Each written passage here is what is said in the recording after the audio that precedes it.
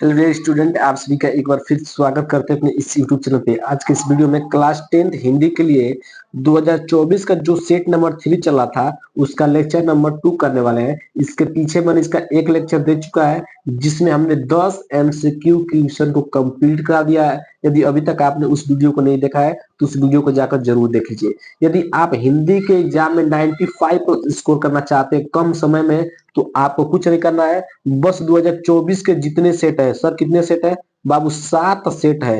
यदि इन 7 सेट को आपने तैयार कर लिया बाबू, तो यहाँ से आपका एक भी नंबर नहीं कटेगा, 100% है। सभी प्रश्न इसी 7 सेट से बनेंगे 2025 एग्जाम में। तो आपको कहीं नहीं जाना है, बस आपको ध्यान से इन 7 सेट को कवर कर लेना है। इसके पीछे मैंने 2 सेट को कवर करा दिया है, ये आपका तीसरा सेट चल रहा है। ठीक है, यदि आप हमारे चैनल पहली बार आए हैं तो चैनल को सब्सक्राइब कीजिएगा, वीडियो को लाइक और एक प्यारा सा कमेंट जरूर कीजिएगा। ठीक है, अब हम लोग चलते हैं इसके अगले वाले प्रश्न को, और अगले प्रश्न को लोग देखते हैं।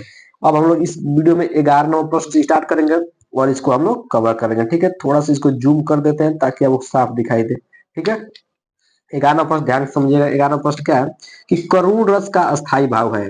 आपको बताना है कि करुण रस का अस्थाई भाव क्या है।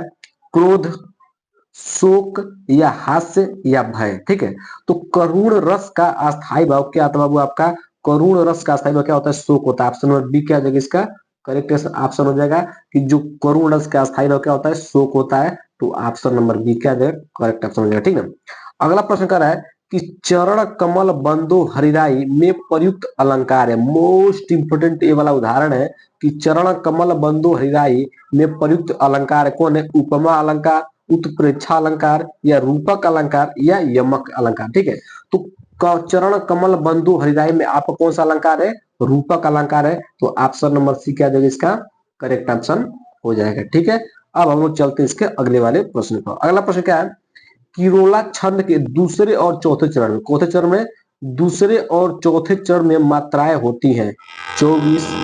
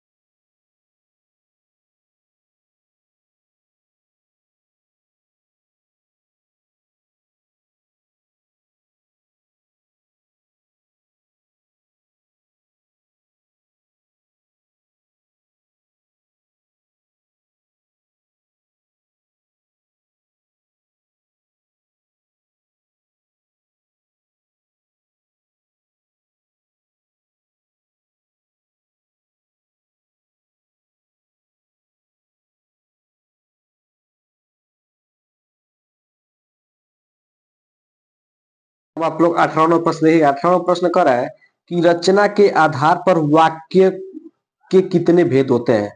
रचना के आधार पर वाक्य कितने भेद होते हैं आपको बताना है। 8 या 3 या 4 या इनमें से कोई नहीं। तो ये प्रश्न मोस्ट इंपोर्टेंट आपका प्रश्न है कि रचना के आधार पर वाक्य कितने प्रकार होते हैं। तो आपके 3 प्रकार के होते हैं। ये पिछले सेट में भी प्रश्न पूछा था, तो इंपोर्टेंट है। ठीक है, तो ऑप्शन नंबर बी क्या जगह इसका करेक्ट ऑप्शन हो जाएगा कि रचना के आधार पर वाक्य के 3 भेद होते हैं। ठीक है, अब आप लोग अगला प्रश्न देखिएगा कि भाववाच्य में प्रधानता होती है। आपको बताना है कि भाववाच्य में कौन सी प्रधानता होती है, कर्ता की, कर्म की या क्रिया की या इनमें से कोई नहीं। ठीक है, तो आपका भाववाच्य है, इसमें भाववाच्य में किसकी प्रधानता होती है, क्रिया की होती है। तो ऑप्शन नंबर सी क्या हो जाएगा, इसका राइट आंसर हो जाएगा। ठीक है ना। अगला प्रश्न रहेगा कि अविकारी, अविकारी शब्द है इंद्र, गाय, यथा संभव या आप। तो इसका राइट आंसर क्या हो जाएगा कि जो अविकारी शब्द है ये किस, यथा संभव क्या है, यथा संभव का शब्द क्या है, यथा संभव का ये क्या है, शब्द है। तो अविकारी का अविकारी शब्द है यथा संभव। तो ऑप्शन नंबर सी क्या हो जाएगा, इसका करेक्ट ऑप्शन हो जाएगा। ठीक है, तो 20वां का राइट आंसर क्या हो जाएगा, ऑप्शन नंबर सी हो जाएगा। ठीक है, तो इस तरह मैंने क्या किया, आपको 20 प्रश्न क्लियर करा दिया है। यदि अभी तक आपने पिछला वीडियो नहीं देखा था तो वीडियो में जरूर देख लीजिएगा बाबू। और इस यदि आपको वॉइस नहीं मिल रहा होगा तो कोई बात नहीं, थोड़ा मैनेज कर लीजिएगा बाबू। ठीक है, तो चलिए मिलते हैं अगले